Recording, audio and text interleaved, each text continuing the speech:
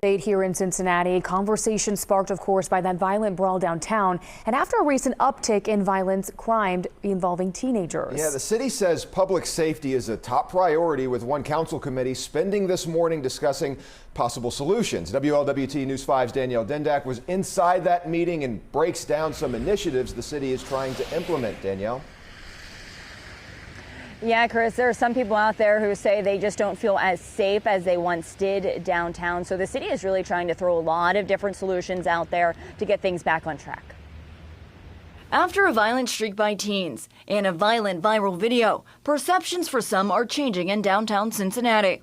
The fact is, as of today, there are some Cincinnatians that have less confidence in the safety of downtown. In efforts to change the tide of crime, Councilmember Jeff Crammerding put forth a motion that sets aside $2 million for public safety. Getting us back to where we want to be is going to take a lot of different strategies, and it's not going to come overnight, but this is an important first step. The idea behind the motion is to expedite and expand the lateral police recruit class, fund police overtime, walking and bike patrols, upgrades to lighting and security cameras.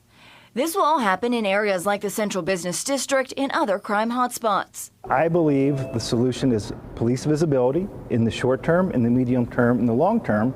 If the police chief says there's a better solution, I certainly will listen. Speaking of police visibility, They said when it came to that situation on 4th and Elm, that night only 11 officers were within the Central Business District. Do you think that's enough? No, I do not, and I would have expected the first officer to be on foot or on a bike, just because of the nature of the festival. We knew the streets were being clogged, so I would have expected the first officer on scene to be faster and to be on a foot or other patrol. So I think that's what we're going for, and I think that's part of the long-term solution. This money is a first step, but it's going to take a lot of work to make that happen.